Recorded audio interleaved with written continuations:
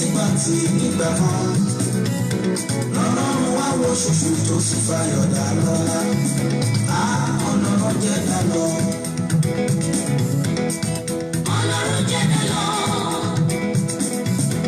Ọlọ́run ju ẹ̀dá láyé. Ọlọ́run má jẹ́ dá láyé. Ọlọ́run jẹ́ dá lọ.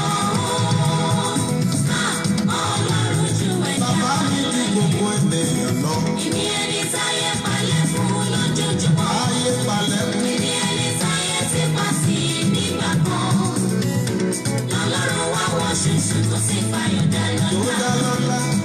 Ọlọ́run jẹ́ dá lọ. Ara ilé, ara òde. Bí ènìyàn kan máa ń bẹ nínú ayé, lákòókò rẹ̀ kò ìdè. Ṣé mọ̀ pé oríṣiríṣi ìyà láàjẹ? Oríṣiríṣi ìtìjú ló máa rí láyé. Bí kò bá ní faradà, ó lè kú kó dògónù. Tàbí kó bá wọn rìnrìn àrèlò láàrin ayé. Ìrírí ayé mi. Èmi kò ní pàdánù ohun gbogbo ayé wá ṣe. Ara ẹ̀gbọ́n, àkókò mi kò dé bí ọdún díẹ̀ sẹ́yìn. Mo finú wénú ayé mi fẹ́ bàjẹ́. Ènìyàn ni mo fọkàntán ló kó mi sára jẹ. Àṣìṣe ọ̀hún sọ mí dá láàrin kiri. Ẹni tí mo sá lọ bá wí pé kó fẹ́ mi lójú. Ó fata sẹ́nu. Igi ìfàfẹ́yìntì ẹ̀gbọ́n inú rẹ̀ pọ̀. Àlàfóróló ìyẹn tó já láró kiri ẹ̀dá. Ilé ayé ọ̀gbìn ni.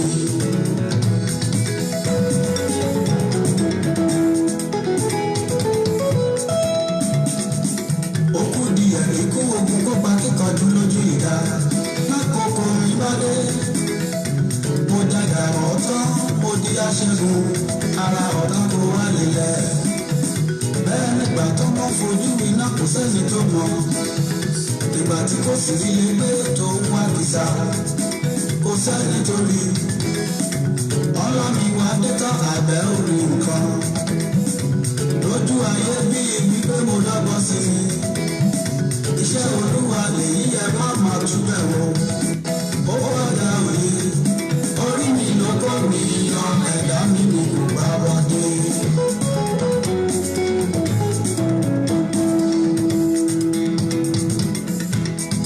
Ọlọ́run jẹ́ dá lọ. Ọlọ́run mà ju ẹ̀dá. Ọlọ́run ju ẹ̀dá ńlá ẹ̀dá máa dúpẹ́ lọ́wọ́ Ọlọ́run gbogbo Ọba àgbáyé. ńlá. Ọlọ́run jẹ́ dá lọ. Bí Ọlọ́run ju ẹ̀dá lọ lórí ọ̀rọ̀ ayé rẹ̀. Ọlọ́run ju ẹ̀dá Ó yá ẹ̀dá gbóhùn sókè ká máa dúpẹ́ lọ́wọ́ Jésù. Ẹni táyé palẹ̀ fún lójoojúmọ́. Ọlọ́run tó sọ ẹkún dẹ̀rín lórí ọ̀rọ̀ ẹ lórí ọ̀rọ̀ mi. Ti pa sí nígbà kan. Ayé ti pàtì nígbà kan. Ọlọ́run wá wo ṣoṣo tó sì fayọ̀ dá lọ́lá. Ọlọ́run jẹ́ dá lọ. Ẹ̀dá máa dúpẹ́ lọ́wọ́ Jésù. Ọ̀rẹ́ dákun má ṣe gbà á. Olúwa ṣe tó gbà mí lọ́wọ́ ìpinnu àwọn ọ̀tá mi. Nítorí àìròtẹ́lẹ̀ lè níyàn lè dà ọ́. Ó gbà fún ayé láti ta ìràwọ̀ mi lò. Àní ènìyàn lè dà ní. Ọlọ́run tó ṣí ọ̀tá lọ́wọ́ níbi tó bá ọ̀rọ̀ ayé ẹ dé. Ó yá máa gbé Jésù ga. Mo dúpẹ́ lọ́wọ́ rẹ̀ ẹ̀mí mọ́. Ìgbélé ayé bẹ́ẹ̀. Thank you Jesus. Bẹ́ẹ̀ ọ̀pọ̀ ló bá yé fẹ́ tí wọ́n sì Ọlọ́run tí ó máa gbà kí dànù. ọ̀tá ti yà ẹ́ níwèrè. Nítorí ọ̀rẹ́. Ó yá ẹjọ́ máa dúpẹ́ fún Ọlọ́run. Kò ní pàdánù. Ọwọ́ Ọlọ́run fún agbára rẹ̀. Ọwọ́ agbára rẹ̀ lórí ayé wa. Gẹ́gẹ́ bí ọkùnrin, ó yá ẹjọ́ máa dúpẹ́ lọ́wọ́ Jésù. Ọlọ́run tí ó gbà kí ọ̀tá ti sọ ẹ̀dẹ̀ lórí rẹ̀. Ayọ̀ fún wọn. Jésù tí ó gbà fún ọ̀tá láti sọ ẹ̀dẹ̀ tó lọ ń jẹ́ gbèsè kiri. Kí wọ́n tó jẹ.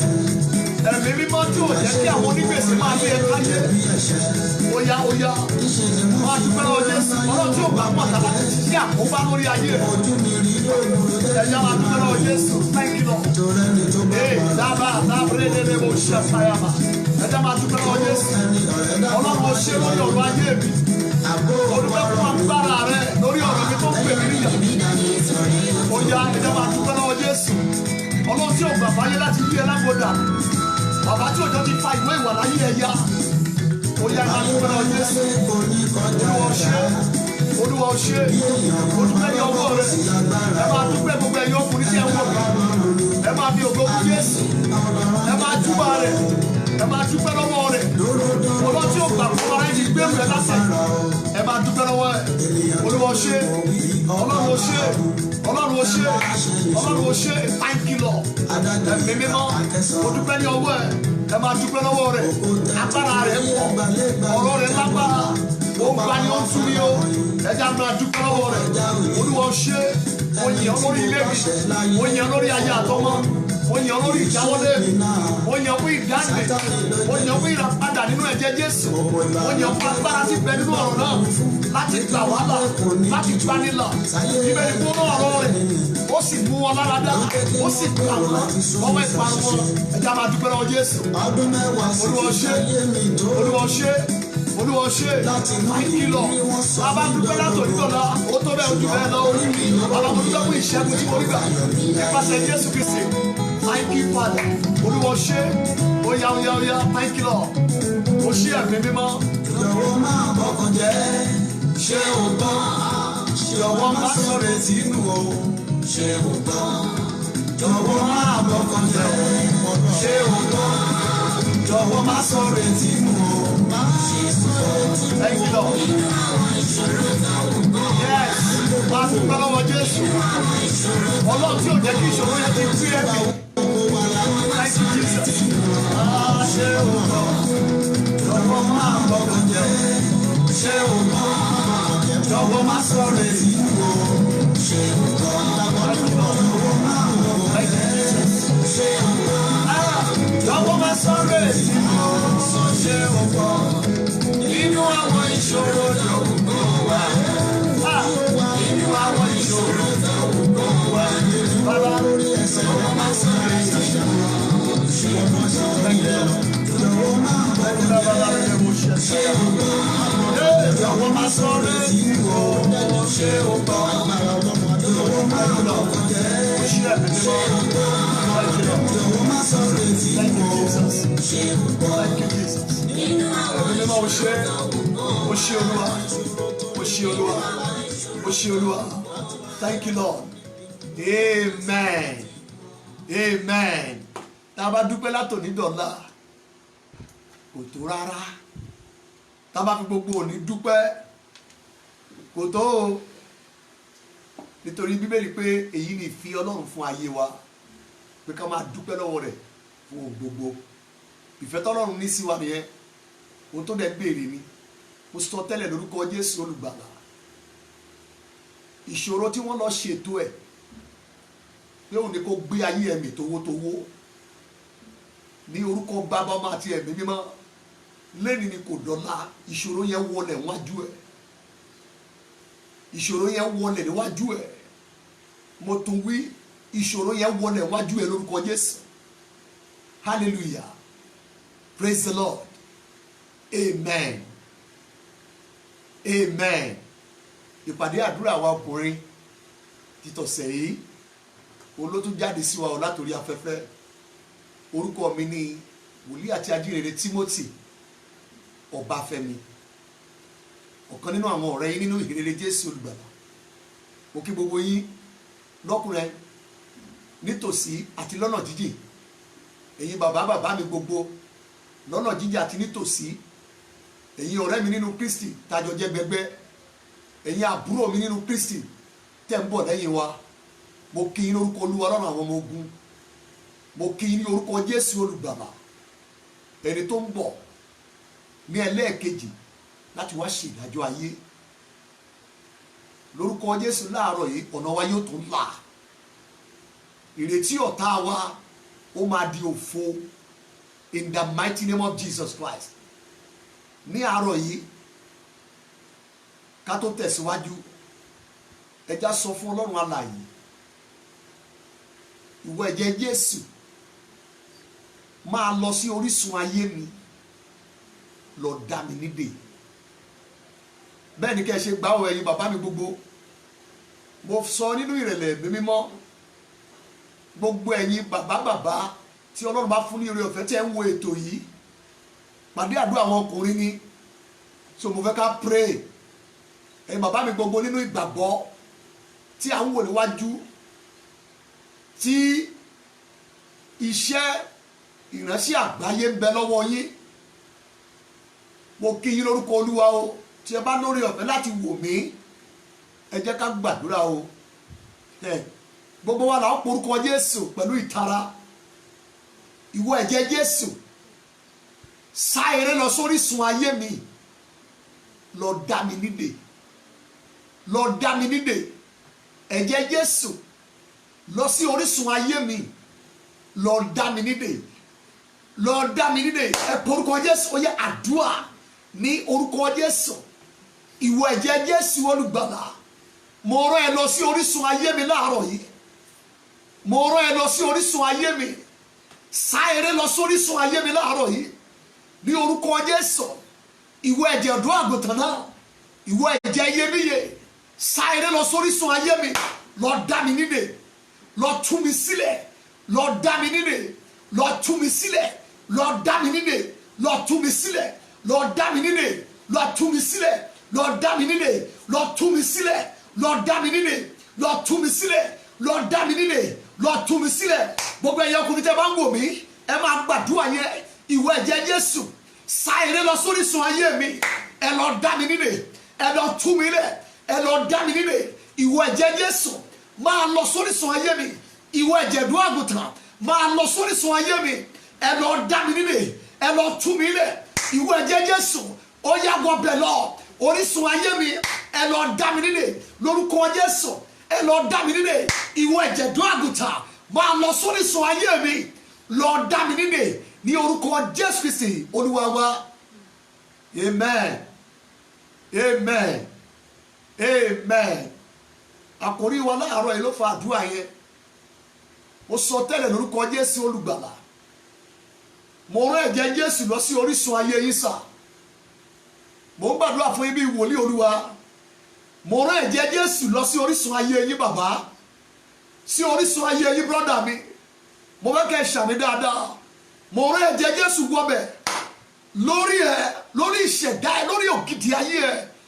Mo rán ẹ̀jẹ̀ Jésù lọ sí orísun ayé ẹ láàárọ̀ yìí, ká dá ẹ nídè, ká tú ẹ sílẹ̀, ká sọ ẹ di òmìnira. Ayé ẹ ń dìde, ògo di mímọ́ lórúkọ Jésù Kristi Olúwa wa. Amen.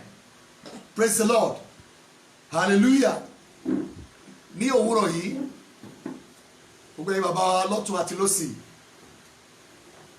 tí Ọlọ́run fún ní oore ọ̀fẹ́, ẹ ṣé púpọ̀ lórí àdúrà yín fún wa. Mo dúpẹ́ lọ́wọ́ Ọlọ́run fún ayé yín, oore ọ̀fẹ́ Jésù lórí yín àti agbára ògo Ọlọ́run lórí yín sà. A dúpẹ́ púpọ̀ fún ìrànlọ́wọ́ àdúrà yín lórí wa. Gbogbo ẹ̀yin ọkùnrin tí ẹ ń wo ètò yìí, ayé yín ò ní bàjẹ́, ọ̀tá máa mófo lórí kádàrá yín, ìpín yín ò ní ṣàlẹ̀ jẹ mọ́, in the mighty name of Jesus.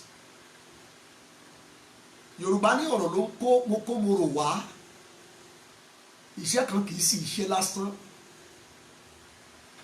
Ìlòmíràn tó ń jó lórí odò, wọ́n lẹ́ni tó ń lu gbẹ̀dú fún wà nísàlẹ̀ odò. Bẹ́ẹ̀ bá fa gbùrù, gbùrù á fa gbó. Ó ṣẹlẹ̀, kíní kan ló fà á. Ó ṣẹlẹ̀, àjẹpẹ́ kíní kan ló wá ní ẹ̀ tó tírígà ẹ̀. Ọ̀tá kì í jáde láì ṣe pé èèyàn fa okó ìbọn. Kí ìṣẹ̀lẹ̀ kan tó lè máa ṣẹlẹ̀, èyí tó lòdì sí ìpinnu Ọlọ́run fún ayé ènìyàn, kíní kan ló tírígà ẹ̀. Tírígà kan wà tá a fẹ́ yọ láàárọ̀ yìí. Torí ọ̀tá tó ń pè jáde, iṣẹ́ búburú ló ń ṣe lórí ayé ènìyàn. Gbogbo ẹ̀yin ọkùnrin tí ẹ bá láǹfààní àti oore ọ̀fẹ́ láti wo ètò yìí, mo fẹ́ kẹ́ ẹ jọ nítorí Jésù olùgbàlà, ẹ jájọ lo ìṣẹ́jú yìí, ká sọ̀rọ̀, ká sì gbàdúrà. Ipòkípò tó wù kó wà, irú oyè tó wù kó fi ẹ́ jẹ láyé, kò sẹ́ni tó lágbára lọ́jọ́ kú. Irú ìmọ̀ tó wù kó ní, o ò tí ì mọ̀ gangan o. Ibikíbi tó wù kó ti dé láyé, mo ń sọ fún ẹ lẹ́nu, ó sì lè jù bẹ́ẹ̀ lọ. Tó bá jẹ́ ọkùnrin, baálé ilé, ọ̀gá ilé iṣẹ́, ìránṣẹ́ Ọlọ́run, ní ipòkípò tó wù kó wà, àdúrà yìí kì í ṣe ohun tèmi àti ẹ fi lè fi ṣeré rárá. àkórí ọ̀rọ̀ ìyànjú wa láàárọ̀ yìí àti àdúrà wa òun ni mo pè ní ìdáǹdè ẹ àti ilé bàbá ẹ, your deliverance and your father's house. mo fi ọlọ́run bẹ̀yẹ̀ yé ènìyàn ọlọ́run tó bá jẹ́ ọkùnrin tí ìran ẹ ó wá ní orílẹ̀-èdè aláwọ̀ dúdú, bí o ti ń wò mí tí ìran ẹ tó wá láti ilẹ̀ èdè tí wọ́n pè ní Yorùbá, sórí àkórí láàárọ̀ yìí jẹ́ kájọ yẹ̀ wò ká gbàdúrà. mo pàdé máa kan ní Europe, ṣe ló kọ́wọ́ sórí tó bí mo ti ń pray àmì àtẹkùn tó ń ṣe gan ò jẹ́ kémi gan tó ń gbàdúrà gbádùn mi ò bú o. bí a ti parí àdúrà ẹnìkan pè láti ọ̀tún ayébájú straight away ó ní pastor mo ní kí ló dé sà, ó ní for many years tó ti wà ní ìlú Europe, ó lẹ́yìn tó pè wí yẹn ó ní kò pè wí rí, sí ìyàlẹ́nu ẹ̀ ọwọ́ tó bá jáde láti ìlú wọn lọ sí Europe, ọwọ́ yẹn dè mọ́lẹ̀ for many years. bí mo ti gbàdúrà ló ń sọkún, ọkùnrin àánú wa ń ṣe mí àgbàlagbà ní ṣe ló ń káwọ́ sórí tó ń ké. èyí ni mo rò pé ọ̀pọ̀lọpọ̀ ọkùnrin láyé ni ọ̀tá ń jẹ níyà torótoró. ọ̀pọ̀lọpọ̀ ọkùnrin ní ayé yìí ni ọ̀tá ti sọ di ẹdun arinlẹ̀ nígbà tó yẹ ká máa jọba, nígbà tó yẹ ká máa pàṣẹ, nígbà tó yẹ ká máa lo ìgbà. òní mo ṣe sọ ní ìbẹ̀rẹ̀ ọ̀rọ̀ mi lẹ́ẹ̀kan, iṣẹ́ kì í ṣe lásán. ọkùnrin ni ẹ́, tó bá jẹ́ ọkùnrin gidi jẹ́ ká jọ gbàdúrà. bíbélì wípé olúwa ló sọ bẹ́ẹ̀, ó lóun fẹ́ kí àwọn ọkùnrin máa gbàdúrà níbi gbogbo, kí sùn máa gbé ọwọ́ mi mọ́ sókè. wáyé tí ọlọ́run pe ọkùnrin sí àdúrà? kí ló ní tí ọlọ́run pe ọkùnrin sí àdúrà? kí ló ní tí ọlọ́run ló fẹ́ káwọn ọkùnrin máa gbàdúrà? lára nǹkan tí mo wò tí mo rò pé ọlọ́run fi lè sọ bẹ́ẹ̀ fún ọkùnrin, ètò ọ̀run tó ga jù orí ọkùnrin la gbé ká, àyànmọ́ tó gbóná ló wà ní orí ọkùnrin. tó bá jẹ́ obìnrin tó ń wò mí lénìí nítorí ọkọ ẹ àti nítorí àkọ́bí ọmọ ẹ lọ́kùnrin, àdúrà tí bá ti ń pè lénìí máa gbà. èní lọ́jọ́ ìdáǹdè, èní lọ́jọ́ ìgbàlà, èní lọ́jọ́ ìtẹ́wọ́gbà, bíbélì ló sọ bẹ́ẹ̀. praise the Lord. ìdáǹdè ẹ àti ilé bàbá ẹ nínú ìwé Lúùkù orí 4 ẹjá bẹ̀rẹ̀. mo fi ẹ̀jẹ̀ Jésù láàrọ̀ kan àgbáyé lára, mo sì fi ẹ̀jẹ̀ Jésù gbogbo ẹ̀yin olùgbọ́ mi níbikíbi tí ẹ ti ń wò mí tí ẹ ti ń gbọ́ mi. mo fi ẹ̀jẹ̀ Jésù mo fi bò yín níbi tí ẹ wà tí ẹ ti ń wò mí yẹn, ọ̀tá ò ní rẹ́yìn yín in the name of Jesus. The gospel according to St. Luke chapter number 4, it's a popular verse, gbogbo èèyàn ló mọ̀, verse 18. ẹ̀mí Olúwa ń bẹ lára mi nítorí tó ti fi àmì òróró yàn mí láti wàásù nílé fún àwọn òtòṣì. ó ti rán mi wá láti ṣe ìwòsàn àwọn ọkàn oníròbìnújẹ́, láti wàásù ìdásílẹ̀. ó tí wọ́n pè ní ìdásílẹ̀ yẹn òun làwa pè ní ìdáǹdè, láti wàásù ìdásílẹ̀ tàbí ìdáǹdè fún àwọn ìgbèkùn, ìtúrínà fún àwọn afọ́jú, àti láti jọ̀wọ́ àwọn tá a pa lára lọ́wọ́. Fásitì yìí ló ṣe àtúpalẹ̀ iṣẹ́ ìránṣẹ́ Jésù Kristi olùgbàlà, eléyìí tá a tẹnu wòlíì Àìsáyà tá a sọ ní Àìsáyà chapter 61 verses 1 to 3. ẹsẹ̀ yìí ló ṣe àtúpalẹ̀ iṣẹ́ ìránṣẹ́ Jésù olùgbàlà nígbà tó wá sí ayé nínú ara. ó ti parí iṣẹ́ yẹn, ó ti padà sí ọ̀run, ó wà ní ọwọ́ ọ̀tún Ọlọ́run gẹ́gẹ́ bí Bíbélì ṣe ṣàkọsílẹ̀. so lára àwọn àtúpalẹ̀ iṣẹ́ ìránṣẹ́ Jésù Kristi olùgbàlà fún ìran ẹ̀dá láyé, ọ̀kan pàtàkì wà nínú iṣẹ́ ìránṣẹ́ Jésù eléyìí tí Bíbélì ṣàtúpalẹ̀ ní verse 18 nígbà tí ẹ̀mí Ọlọ́run pàdé Jésù Kristi olùgbàlà àtúpalẹ̀ àti ìṣàfihàn iṣẹ́ ìránṣẹ́ Jésù olùgbàlà ó hàn sí ayé ohun tá a sọ tẹ́lẹ̀ látẹnu wòlíì ó bẹ̀rẹ̀ sí ní ṣe lọ́jọ́ tí Jésù gba ẹ̀mí mímọ́ nínú nǹkan pàtàkì ẹ̀ka ńlá kan pàtàkì nínú iṣẹ́ ìránṣẹ́ Jésù Kristi olùgbàlà ìdásílẹ̀ tàbí ìdáǹdè àti rán mi láti wàásù ìdásílẹ̀ tàbí ìdáǹdè fún àwọn ìgbèkùn ẹgbẹgbẹ̀rún ọkùnrin láyé lẹ́nìsà ó ní ọ̀tá ti sẹ́ díẹ̀ ní ìgbèkùn lọ́nà kan tàbí òmíì ẹgbẹgbẹ̀rún ọkùnrin láyé ọ̀pọ̀lọpọ̀ wọn ló ti dàtú bí o ṣùgbọ́n wọ́n wà lóko ìgbèkùn wọ́n wà lábẹ́ ìgbèkùn wọ́n ń san owó ìdíyelé tó ga tí ipa wọn ò ká ẹgbẹgbẹ̀rún ọkùnrin láyé òun ló bẹ ní oko ìgbèkùn ìgbèkùn agbára tó jù wọ́n lọ ìgbèkùn agbára ẹ̀rí ìgbèkùn ìlànà kan ìgbèkùn àṣẹ kan ìgbèkùn àṣà kan ìgbèkùn ìṣẹ̀ṣe kan ìgbèkùn òfin kan látọwọ́ àwọn kan ìgbèkùn agbára kan látọwọ́ àwọn kan ẹgbẹgbẹ̀rún ọkùnrin láyé ó ní àyàn ọmọ wọn wà ní ìhòòhò lábẹ́ ìgbèkùn àwọn agbára tí wọn ò rí Jésù wípé ẹ̀mí Ọlọ́run ti bà lé mi mo fẹ́ bẹ̀rẹ̀ iṣẹ́ ìránṣẹ́ ìdásílẹ̀ fún gbogbo àwọn ọkùnrin tó wà ní ìgbèkùn ẹ̀yin ọmọ Ọlọ́run ẹ wò mí dáadáa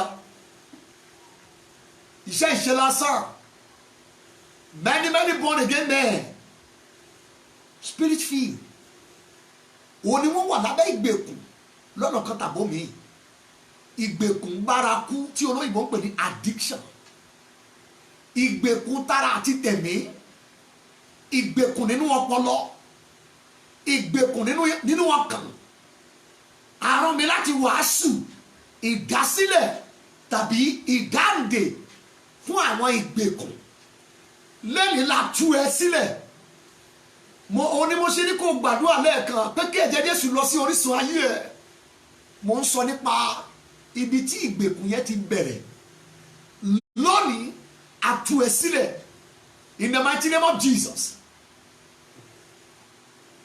ẹ̀jẹ̀ àgbẹ̀ báyìí lára ìgbèkùn tó ga jù tó ní agbára jù tó dẹ̀ kàn jù nínú ayé ọkùnrin ó ní ìgbèkùn agbára ilé bàbá ẹ̀ ẹjá wo àpẹẹrẹ ọkùnrin kan nínú Bíbélì yìí ohun gbogbo tá a máa sọ lórí ètò yìí every Wednesday ó ní àwọn ọkùnrin nínú Bíbélì yìí àwọn ọkùnrin la máa mẹ́nubà lórí ètò yìí ọkùnrin kan là ń lọ sọ́dọ̀ ẹ̀ láàárọ̀ yìí bí Ọlọ́run ṣe dá sí kẹ̀sì ẹ̀ bí Ọlọ́run ṣe yọ bí Ọlọ́run ṣe sọ ayé ẹ̀ dára bí orúkọ rẹ̀ ṣe di láláyé ọ̀nà tí Ọlọ́run gbà ṣokùnfà ìtúsílẹ̀ àti ìdáǹdè lórí ìṣòro kan pàtó eléyìí tá a mẹ́nubà láàárọ̀ yìí pàápàá jùlọ agbára ilé bàbá ènìyàn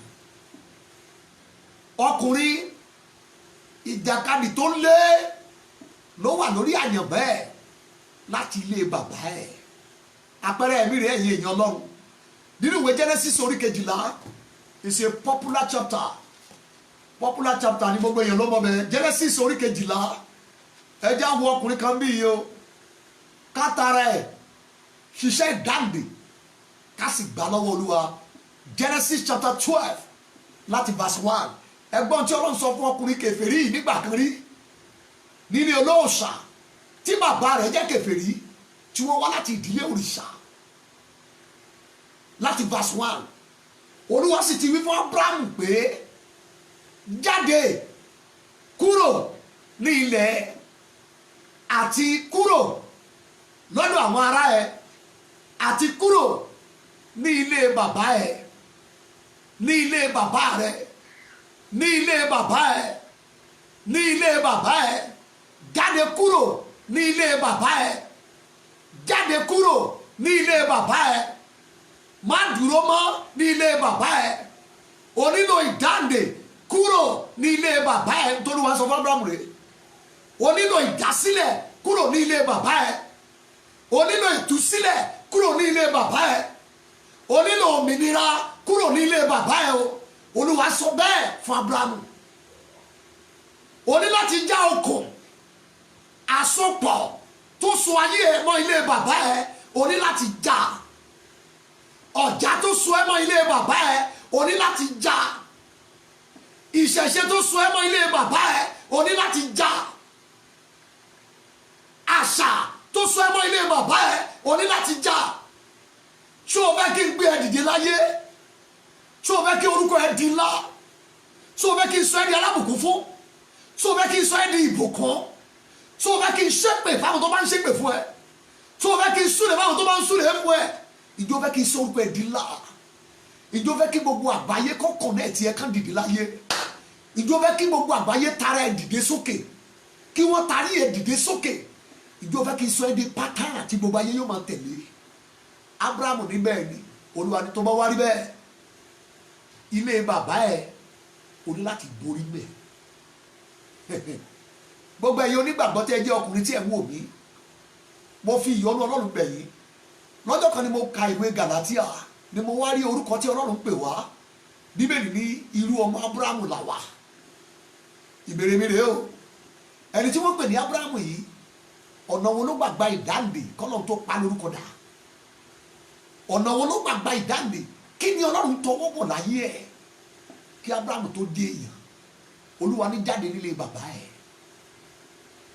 ipa búburú ni agbára ilé ènìyàn ń kó ilé bàbá ènìyàn lórí ayé èèyàn pápátẹ́ ni ẹ bá jẹ́ ọkùnrin ìjà pàtàkì kan wà tá láti jàjàborí ẹ̀ lórí agbára ilé bàbá wa irú ọmọ Abrahamu ni ẹ irú ọmọ Abrahamu ni mí Bíbélì ló sọ bẹ́ẹ̀ bọ̀ bàbá wa Abrahamu yìí kó tó pè ní bàbá olódodo kó tó pè ní bàbá ìgbàgbọ́ kí wọ́n tó pè ní bàbá orílẹ̀-èdè kí wọ́n tó pè ní bàbá ká tó mú àwọn ọba jáde láti inú ẹ̀ wá kí wọ́n tó pè ní bàbá ìgbàgbọ́ ẹjọ́ sà báwo ni Ọlọ́run ṣe gbé ìgbésẹ̀ láti sọ ọkùnrin yẹn dàrà bẹ́ẹ̀ Olúwa ní tó bá fẹ́ kí n bẹ̀rẹ̀ iṣẹ́ tí yóò na àgbáyé já láyé ẹ̀ mo fẹ́ lọ mú ọ̀rọ̀ ayé ẹ̀ láti ilé bàbá ẹ̀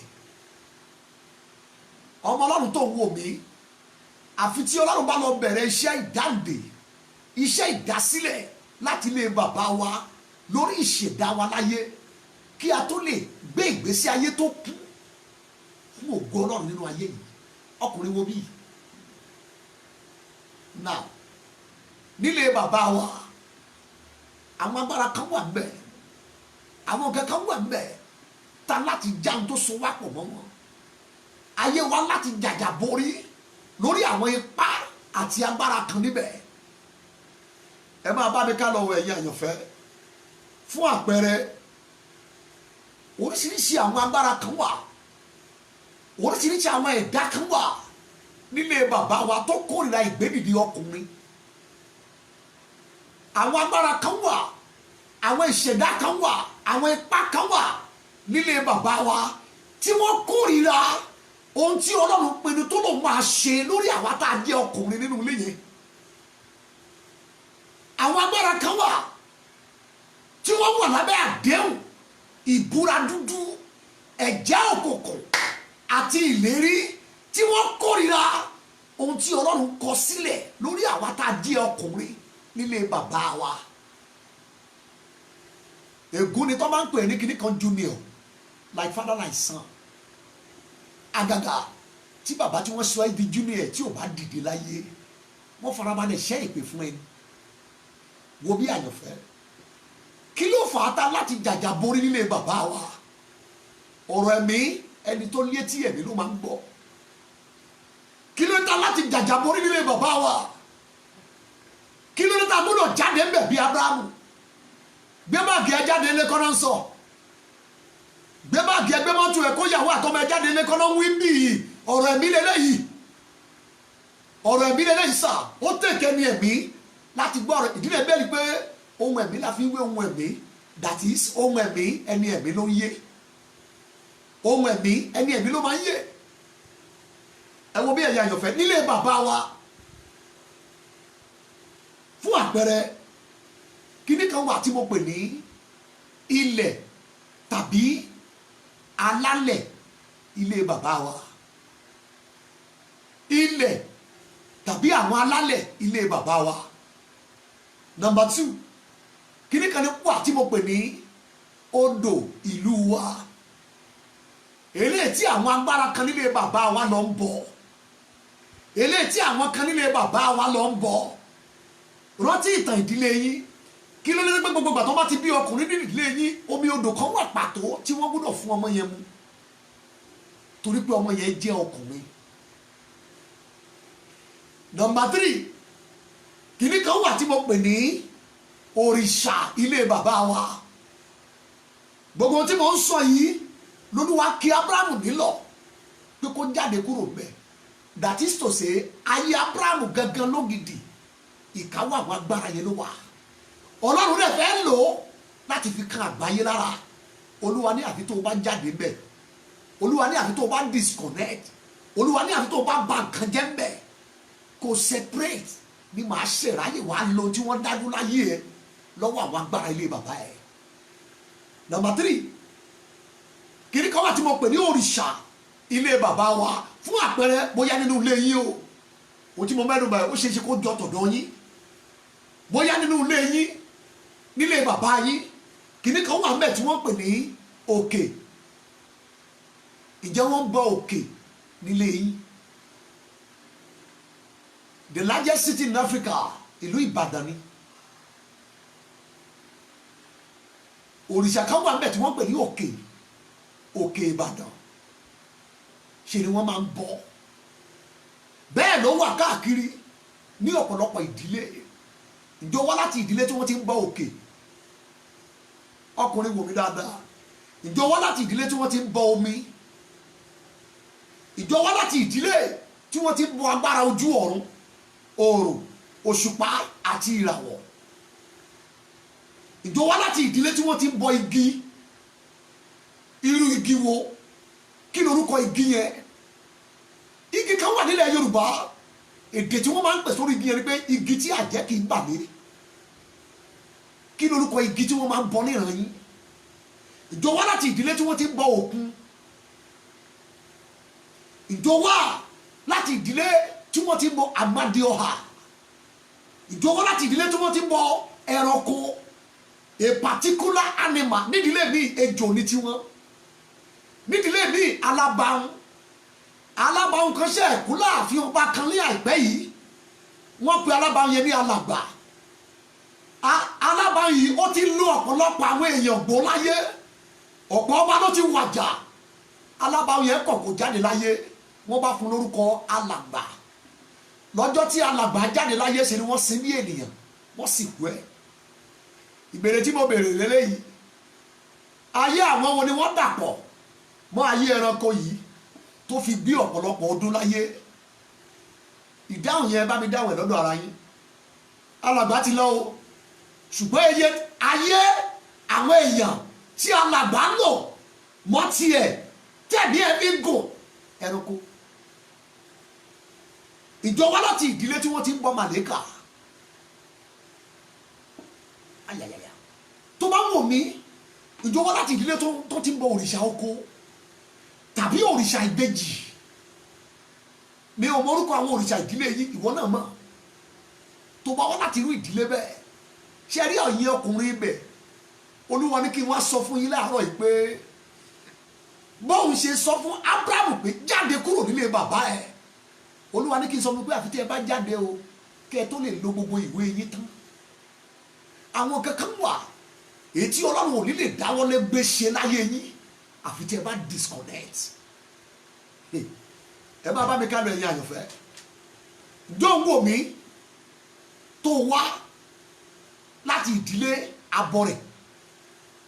Ìdílé yín ìdílé abọrẹ̀ ni. Ẹ̀yin ọkùnrin ibẹ̀ báwo láyé yín? Ìjọ wá láti ìdílé abọrẹ̀. Àwọn agbára ilé bàbá wa nìyẹn. Abọrẹ̀ ilé bàbá wa. Number 5, àwọn ìmùlẹ̀ dúdú ilé bàbá wa wọ́n wà bẹ́ẹ̀. Ìjọ rántí àwọn awo ilé bàbá yín. àwọn àgbà awo ilé bàbá yín, iṣẹ́ awo ilé bàbá yín, ẹgbẹ́ awo ilé bàbá yín. Abájọ tọ́lọ́run pariwo pé jáde kúrò ní ilé bàbá ẹ̀. Ṣé rí gbogbo ẹ̀yin ọkùnrin tí ẹ gbé àyànmọ́ ńlá wáyé, tẹ́ ẹ gbé ògo ńlá wáyé, tẹ́ ẹ gbé ògo ńlá àti ìràwọ̀ ńlá wá sí ayé yìí, tẹ́ ẹ dẹ̀ gbọ́dọ̀ lọ kẹ́ ẹ tó jáde láyé, ẹ̀yin lè tó yín wà fún. Àgàgà tó bá jẹ́ kìrìsìtẹ́nì, tó bá jẹ́ believer, tó bá jẹ́ onígbàgbọ́, listen to me very carefully. Àwọn agbára tó wà nílé bàbá wa tá a fi gbọ́dọ̀ disconnect tá a bá fẹ́ lo totality àyànmọ́, tá a bá fẹ́ ní ìrírí ìdásílẹ̀ àti ìdáǹdè eléyìí tí Jésù pèsè.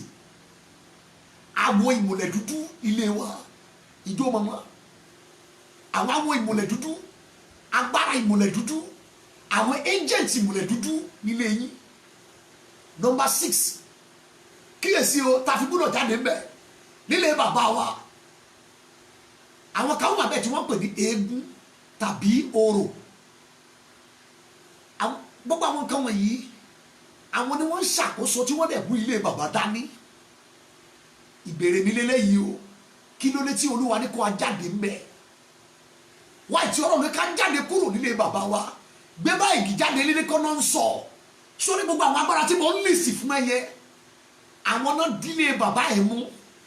Olúwa wa sọ pé kí n tó lè mú un tó wà ní verse 3, verse 2 and verse 3 ṣẹ lórí ayé ẹ, lórí ayé mi, wàá ṣe tó wà ní verse 1. I'm talking of Genesis 12 verses 1 to 3. Ìdáǹdè onípele méje,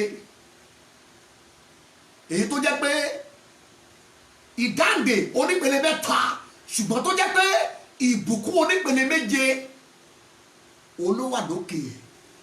Ìdáǹdè onípele mẹ́ta, jáde kúrò ní ilẹ̀, jáde kúrò láàrin àwọn ará ẹ, jáde kúrò ní ilé bàbá ẹ. Ìdáǹdè tàbí ìdásílẹ̀ onípele mẹ́ta, eléyìí tí ó wàá ṣokùnfà ìbùkún onípele méje. Ǹjẹ́ orúkọ àwọn ọmọkùnrin lẹ́yìn máa ń di láláyé?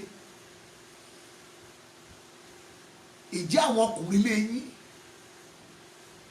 ìjọ wọn máa ń pẹ́ nínú ire, ìjọ máa ń pẹ́ ní ipò òkè? Báwo wọ́n ṣe ń parí ayé wọn ní lókè? Báwo wọ́n ṣe ń parí ayé wọn? Ní ìrọ̀lẹ́ máa ń lé ọjọ́ ayé wọn. Kí ló máa ń sọ wọ́n kalẹ̀ látòkè sísàlẹ̀? Wọ́n wá gbé ìsàlẹ̀ títí wọ́n fi jáde láyé. Jáde kúrò ní ilé bàbá ẹ̀. O fẹ́ pẹ́ lókè, o fẹ́ pẹ́ lókè láì wálẹ̀ títí wàá fi jáde láyé. Jáde kúrò ní ilé bàbá ẹ̀. Kí ló wà nílé bàbá wa? Mo sọ nípa àwọn ẹ̀sìn àjèjì, àwọn ẹ̀sìn tó lòdì sí bàbá ọmọ àti ẹ̀mí mímọ́, ẹ̀sìn òkùnkùn, ẹ̀sìn àjèjì, ẹ̀sìn tó ń gba ẹ̀jẹ̀, ẹ̀sìn tí wọ́n fi ẹ̀jẹ̀ gbéró, tí wọ́n náà mọ̀ tó ń lọ nínú ìran yín. Òun ní agbára ìṣàkóso lórí gbogbo àwọn ọkùnrin tó gbé àyànmọ́ wáyé nínú ìdílé yín. Olúwa wípé jáde kúrò ní ilé bàbá ẹ̀, jáde kúrò ní ilé bàbá ẹ̀, jáde kúrò ní ilé bàbá ẹ̀. Ẹyẹ ọmọ rẹ̀ wo bí o mẹ́fà tó so wá pọ̀ mọ́ la fẹ́ fi àdúrà já láàárọ̀ yìí. Mo sì fẹ́ kẹ́ ẹ já gbàdúrà gbogbo ẹ̀yin ọkùnrin pàpàtà. Ìjọ mọ ìtàn ilé yín, àwọn nǹkan méje tí mo dárúkọ yìí ìjọ ṣẹlẹ̀ nínú ìdílé yín. Àwọn agbára wọn ló dominate ilé bàbá ẹ̀, ẹ̀sìn wọn nílé bàbá ẹ̀ gbàgbọ́ nínú ẹ̀, èyí tó lòdì sí òtítọ́ Bíbélì. Kí ni àṣà àti ìṣẹ̀ṣe ilé bàbá ẹ̀? Ipa wo ló ń kó lórí ẹ̀yin tẹ́ ẹjọ́ ọkùnrin? Àwọn ọkùnrin tó bá kàwé nínú ìdílé yín, kí ló ń ṣe wọ́n lọ́jọ́ alẹ́? Àwọn tó bá tiraka láti gòkè nínú ìdílé yín tọ́jọ́ ọkùnrin, kí ló dé tí wọ́n ń kú ní rèwerèwe? Kí ló tí wọ́n ń kú ní ọ̀sán gangan? Kí ló dé tí wọ́n kì í tálé? Àwọn ọkùnrin tó bá ṣe white wedding nínú ìdílé yín, kí ló máa ń ṣe wọ́n létà? Ẹ já lọ gbàdúrà. Gbogbo àwọn tó bá di ọkùnrin ní ìdílé yín tó jákọ̀ bí, iṣẹ́ ibi wo ni ọ̀tá ìdílé máa ń ṣe lórí wọn? Kí ni àjẹ́ndà òkùnkùn lórí àwọn àkọ́bí ọkùnrin nínú ìdílé yín? Ọkùnrin tó wọ̀ mí wà gbàdúrà. Mo fi Ọlọ́run gbẹ̀yẹ já pray. iṣẹ́ kìí ṣe lásán. Ìbéèrè mi rẹ̀ ẹ̀yin àyànfẹ́, kí ni èèwọ̀ táwọn ọkùnrin ilé yín máa ń jẹ tí wọn kì í fi jẹ́ èèyàn mọ́? Ẹ já lọ gbàdúrà. Olúwa ní jáde kúrò nílé bàbá ẹ̀. Ǹjẹ́ ọmọdé tí mo ṣe ń pariwo tí mo ń làágùn, mo fẹ́ kó o pẹ́ lókè ni. Mi ò fẹ́ kó o wálẹ̀ ní ìrọ̀lẹ́ máa lé ọjọ́ ayé rẹ̀. Mo fẹ́ kó o pẹ́ lókè ni. Àwọn kan ti wálẹ̀, ìwọ náà mà ní gbòòrò ayé.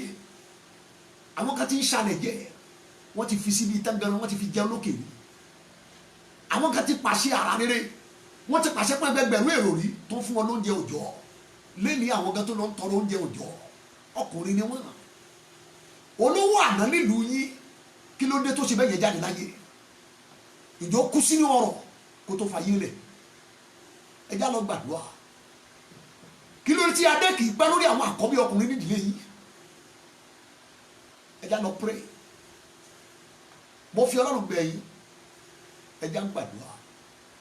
Olúwa ní jáde kúrò nílé bàbá ẹ̀. O nílò ìdáǹdè kúrò lọ́wọ́ agbára ilé bàbá ẹ̀. Abrahamu, tó bá fẹ́ kí n sọ ẹ́ dára. Bíbélì pé Abrahamu sì jáde bí Olúwa ti pàṣẹ fún. Ó jáde bí Olúwa ti pàṣẹ fún. Ẹ ka Bíbélì yìí dáadáa. Ẹ wá wo bí Ọlọ́run ṣe mú rìn. Tolúwa já títí Abrahamu fi ṣe ń lò lọ́wọ́ Elédùmarè. Olúwa sọ fún Gídíónì lọ́jọ́ kan pé ọkùnrin alágbára ni ẹ́.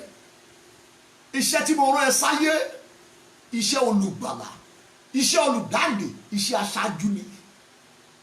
Ṣùgbọ́n ìpín àti àyànmọ́ ẹ ó wà lọ́wọ́ agbára òrìṣà ilé bàbá ẹ. So nítorí náà àfi tó o bá já okùn tó sáyé ẹ mọ́ wọn. Bíbélì pé wọn ò lè ṣe lọ́sàn-án, ọmọ yẹn dẹ̀ lọ bẹ̀ lóru. Ohun tó sọ ayé ẹ mọ́ agbára òrìṣà ilé bàbá ẹ, ọmọ yẹn lọ jà. Gídíónì ṣe wárí ògo lò láyé, ó ń bẹ nínú ìwé ìtàn Elédùmarè. Ilé wo ló ti jáde? Ilé wo ló ti jáde? Kí lórúkọ ìmọ̀lẹ̀ awo ètò ìdílé bàbá ẹ mú? Kí lórúkọ ìmọ̀lẹ̀ awo ètò ìdílé bàbá ẹ mú? Ipa wo náà ń kó lórí àwọn ọkùnrin ilé yín? Ègún wọn làwọn àjẹ́ gbé kalẹ̀ lórí àwọn ọkùnrin ilé bàbá yín? Ètò kó gbogbo wọn sí ìgbèkùn, sí inú àpótí dúdú kan náà. Aṣọ wo ni àwọn agbára ọ̀tá ìdílé pàṣẹ táwọn ọkùnrin ilé yìí ò gbọdọ̀ lò nínú ọlá àtòkìkí? Ẹ já lọ gbàdúrà. Ìwọ tiẹ̀ tó wá ṣe tààràtàrà o gbọ́ ìpè. Ìjọ mọ̀ pé agbára ilé bàbá èèyàn ó lè frustrate ministry lọ́wọ́ pastor. Agbára ilé bàbá èèyàn ó lè gbé ministry báyìí kó gbé sókè kó sì fọ́ dànù. Agbára ilé bàbá ìjọ mọ̀ kó lè arrange scandal èyí tó máa cause blemish stain lára ministry tó ń dán tó gbé dání. Ìjọ mọ̀ gbàdúgbò agbára ilé bàbá ó lè ṣokùnfà àbíkú testimony nínú ministry yẹn. Ìdílé láti gbàdúrà. Agbára ilé bàbá ìjọ mọ̀ pé ó lè send àwọn members sí church yẹn láti frustrate ministry yẹn lọ́wọ́ ẹ̀. Agbára ilé bàbá ìjọ mọ̀ ó lè tilẹ̀kùn mọ́ gbogbo ìrànlọ́wọ́ tó yẹ kó gbé ministry yẹn sókè lọ́wọ́ ẹ̀.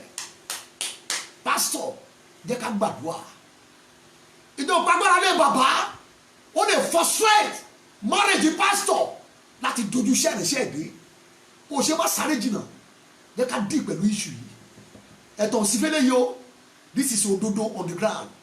Ẹ já gbàdúrà sá. Ẹ já gbàdúrà sá. Mo ń sọ òtítọ́ fún yín. Òtọ́ mo ń sọ mo ti meet many people nínú ìrìn àjò yìí. Ọ̀pọ̀ àwọn ìránṣẹ́ ọlọ́run tí wọ́n fi ìṣẹ̀ṣe kúṣẹ́ yìí, ẹ lọ kíyèsí ilé tó ti jáde wá. Ọ̀pọ̀ ló jáde láti ilé ìṣẹ̀ṣe. Ọ̀pọ̀ jáde láti ilé olórìṣà. Ọ̀pọ̀ máa kan wá sí program mi lọ́dọ̀ ìránṣẹ́ ọlọ́run. Mi ò mọ̀ nígbà tẹ́lẹ̀ pẹ̀lú ẹjọ́ rìn. Ó wá sí program 9VG la ṣe lọ́jọ́ tá a wí yìí. Ó sùn lé mi mọ́jú. Nígbà tó di láàárọ̀, mo dẹ́ sà ẹ wá ẹ múra pé kó lọ wẹ̀. Ká kípa kó tó di pé ó padà sí station ẹ̀. Lọ́nà òfẹ́ bá mi sọ pé kí ni ẹ sà? Ó ní ìjẹ́ mo mọ̀ pé ọmọ babaláwo lòun. Ó ní ọjọ́ kan òun wà ní orí òkè lọ gbàdúrà. Ó kó àwọn èèyàn lọ síbẹ̀ wọ́n lọ pray. Kò mọ ohun tó mú un lójijì lórí òkè mbẹ́. àwọn ọkùnrin àtobìnrin tó kó lọ tọ́jú lọ gbàdúrà ọmọbìnrin kan tó wà níwájú ẹ̀ níbi tó ti ń pe àdúrà ó kàn lọ bá ọmọbìnrin yẹn ó lè di oúnjẹ àyà ọmọbìnrin yẹn ó lè dìbò pa lẹ́yìn tó dìbò àwọn èèyàn gbàdúrà ọmọ yẹn wọ́n ń ké ó tún wọ́n abúlé ó lóun mọ̀ tó ṣẹlẹ̀ sóhun bó ṣe di oúnjẹ àyà ẹ̀ mú ló tún wọ́n obìnrin yẹn mọ́ra lórí òkè bẹ́ẹ̀ wọ́n lọ́jọ́ tó gbọ́ tí mò ń sọ̀rọ̀ agbára ilé bàbá iye ẹ̀ ṣí lábá bẹ̀rẹ̀ àdúrà mo dúpẹ́ lọ́wọ́ Ọlọ́run fún ayé rẹ̀ lẹ́nu ìjọ gba ìpè ṣùgbọ́n tí bàbá tó bí ẹ jẹ́ babaláwo ìjọ ní ìpè tó wá láti ìdílé ìṣẹ̀ṣe ìjọ ní ìpè lórí tó ń ṣiṣẹ́ Olúwa ṣùgbọ́n tó wá láti ìran tí wọ́n ti jẹ́ abọ́ rẹ̀ jáde nílé bàbá ẹ̀ tó bá fẹ́ kọjá sí another level gbogbo sẹ́mínà rẹ̀ lómi ti lọ gbogbo bible school rẹ̀ lómi ti yà mo mínísítà ní orí òkè kan lọ́jọ́ kan wọ́n invite mi síbẹ̀ ni ẹni tó ní orí program yẹn gbà tó di weekend ọ̀sẹ̀ yẹn ló wá bá mi lé bí bàbá yẹn ṣe dé ọ́fíìsì mi ló wá orí tébù mi báyìí bó ṣe jókòó ló bá kó ẹ̀wọ̀n ìwé kan ló kó sílẹ̀ gbà mo ní ẹ̀sìn sàkílẹ̀ àwọn ìwé yìí ó ní kí n wò wọ́n lẹ́yọ kọ̀ọ̀kan master degree in theology PhD in theology diploma in theology wọ́n ṣe sẹ́ẹ̀tì ẹ̀ sórí sẹ́ẹ̀bù mi mo ní ẹ̀sìn àkíní kí n fún gbogbo àwọn ilé ṣe ó ní gbogbo tó ń gbà láyé òun nìyẹn ó lóun gbọ́ tígbà tó ń sọ̀rọ̀ níjẹta pé òun wá níbi tó ń dúró sí ó lóun wò pé gbọ́dọ̀ ọmọ ìtìrí gbogbo tó ń sọ yìí báwo ló ṣe mọ gbogbo nǹkan wọ̀nyí ó ní nígbà tí mo gbẹ́nu lé àwọn iṣu kan lẹ̀rú bá ń pé àfikún lọ bá ọmọ yìí ní kọ̀rọ̀ ẹ̀yin ọmọ Ọlọ́run ayé yẹn kí kọjá ìmọ́lẹ̀ tó bá ní lọ́jọ́ náà ló jẹ́wọ́ fún mi bàbá ẹ̀ babaláwo ni ẹ̀yin ọmọ Ọlọ́run sàmúlẹ́kẹjà pray ní ìṣẹ́jú díẹ̀ tó kù yìí mo fẹ́ ká gbàdúrà pẹ̀lú ìtara kí ni wọ́n ń bọ nílé yìí òun láti gba ìdáǹdè tó péye kúrò lọ́wọ́ agbára ilé bàbá ẹ̀ tó o bá fẹ́ lọ jìnnà ìbéèrè mi rèé o kí ló táwọn ọkùnrin kì í pẹ́ lókè kan tó rí bọ́jà bọ́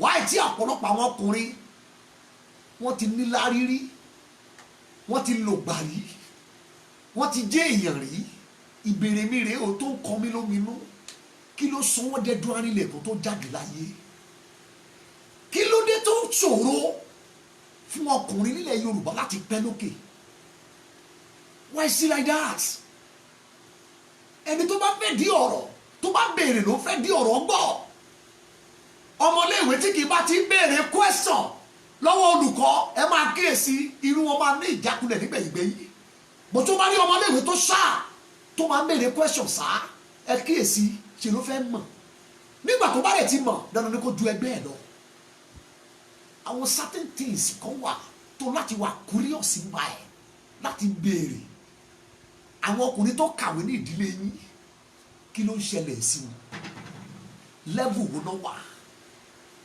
àwọn ọkùnrin tó lọ ìlú òyìnbó ní ìdílé yín kí ló ń ṣe wọ́n nígbẹ̀yìngbẹ̀yìn kí ló dé táwọn ọkùnrin ilé yín kì í lókìkí kí ló tí ò sọ lórúkọ ńlá nínú àwọn ọkùnrin ìdílé yìí ta ló paná òkìkí àwọn olóògbé ògo àti òkìkí paná nílé bàbá ẹ̀ Olúwa sọ fún Abrahamu tí ó fẹ́ mi ayé tí ó fẹ́ kí n sọ ẹ́ lókìkí ó fẹ́ lo tí mo kọ́ lẹ̀ fún ẹ tán wọ́n ọmọ náà gbàgbé ẹ̀bùn tó ní o gbàgbé spiritual gifts I'm talking about deliverance here gbàgbé spiritual gift tó ló ní gbàgbé pé o ní ìpè gbàgbé pé o kérò jọ ọ̀pọ̀ pásítọ̀ ló ti kó èrò jọ tí ṣọ́ọ̀ṣì padà wá dahoro mo ti rí èèyàn ní ìlú Èkó yìí tó ní ọ̀pọ̀lọpọ̀ èrò thousands of people lọ́jọ́ tí ìyàwó ẹ̀ gbé microphone tó sọ̀rọ̀ ẹyọ kan péré church decrease ti 150 people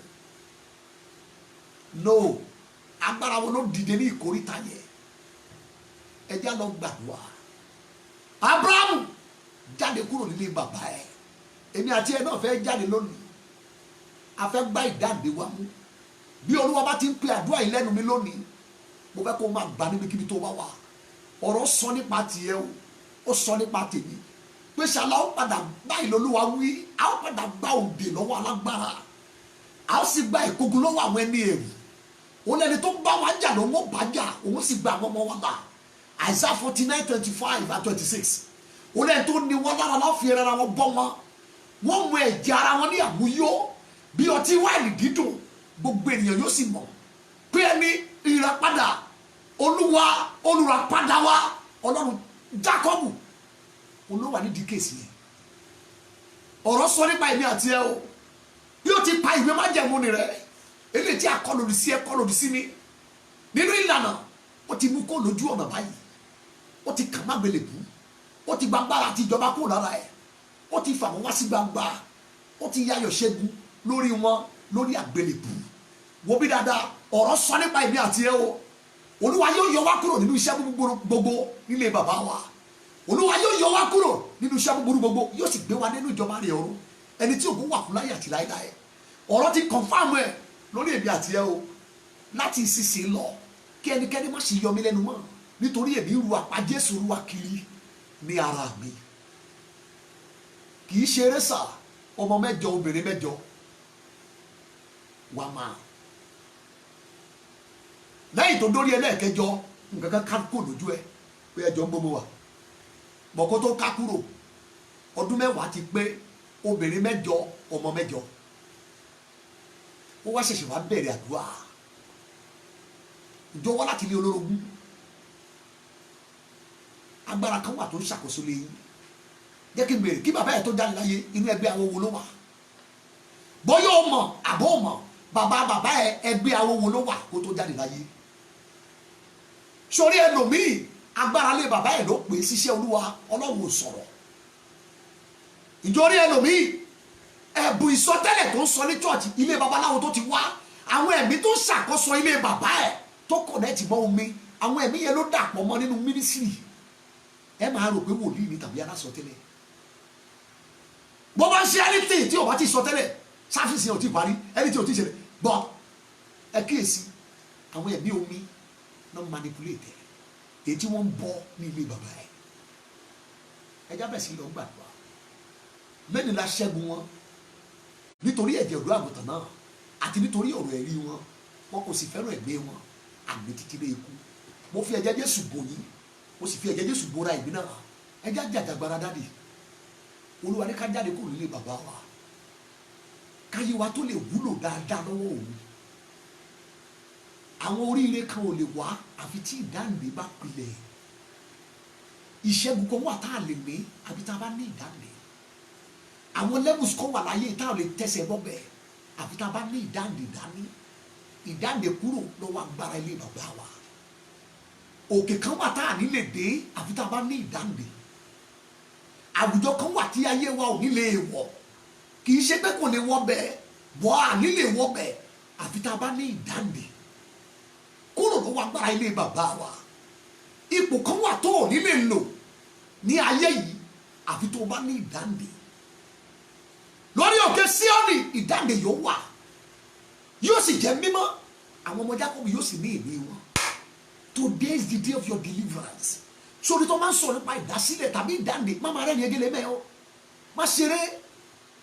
Ọ̀pọ̀ ọkùnrin láyé ni wọ́n ń bẹ lóko ìgbèkùn tí wọ́n dẹ̀ ń sanwó ìdíyelé tó ga. Ọgbà ẹ̀wọ̀n pẹ̀lú iṣẹ́ àṣekára ní àwọn àjẹ́ ìbílẹ̀ nínú ìdílé mi tí wọ́n ti sọ ẹgbẹ̀rún àwọn ọkùnrin bẹ̀ sí. Wọ́n sì ń bí wọn inú oko ìgbèkùn náà bí wọn sí. Wọ́n ṣe ń dáyé ni wọ́n ń rẹ́gísítà wọn, wọ́n dẹ̀ ẹ̀lísì wọn fún agbára, fún kí ayé wọn lọ máa ṣiṣẹ́ forí olórí, káyé wọn lọ máa ṣiṣẹ́ fáyé aláyé bí orílẹ̀-èdè bòmí. Iṣẹ́ agbára ìdílé ni. Mo fẹ́ kẹjá lọ gbàdúrà níbikíbi tó bá wà sá, tó bá gbọ́ èdè ẹnu mi, mo fi Ọlọ́run bẹ́ẹ̀ pray, mo fi Ọlọ́run bẹ́ẹ̀ pray, mo fi Ọlọ́run bẹ́ẹ̀ pray. Ayé ti ń búrú ẹ báyìí, àwọn èèyàn ti ń mọ̀ ẹ́. Ó yẹ kó o dalẹ̀ nínú ire, ó yẹ kó o dalẹ̀ nínú ògo, ó yẹ kó o pẹ́ láyé nínú ọrọ̀ àti òkìkí. Má jọ ń bẹ ẹ lágbèdè méjì kó o wá ṣàlẹ̀ yẹ kéèyàn yìí ẹ. Ọ̀pọ̀ ni wọ́n ti sọ dẹ́dúrà nílẹ̀ ń ta, wọ́n ti convert ẹlòmíì sẹ́ tó mu pàrágà, òun ló mú títí àìsàn yóò fi padà. Wọ́n ti convert ẹlòmíì sí àrọ̀bà àti assassin, ọ̀tá ti convert ẹlòmíì sí wèrè, ọ̀tá ti yídà kádàrádà lórí ayé ẹlòmíì. Àṣìṣe tí ó sọ́dọ̀ gba ẹ̀wọ̀n, ètò nǹkan kejì ẹ̀ sílé ẹjọ́, òun ni wọ́n gbélé ayé ẹ̀ torí wọ́n ti rí ìràwọ̀ ẹ̀.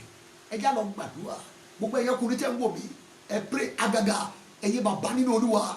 Mo fi Ọlọ́run bẹ̀ yín, ọ̀tọ̀ ni pé ọ̀tọ̀ ni dáǹdè, má kó pọ̀ ọ̀tọ̀ ní ìpè ọ̀tọ̀ ní dáǹdè. Wọn ò pè ẹ́ tó yàtọ̀ sí Ábúráhámù.